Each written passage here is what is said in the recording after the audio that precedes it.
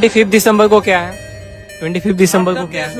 Christmas Christmas Christmas and आप? Christmas merry Christmas. आप हिंदू हैं? हाँ हिंदू हूँ पर आपके हिसाब से क्या है 25 दिसंबर? क्रिसमस छोड़ के तो और कुछ मुझे याद नहीं आ रहा है अभी।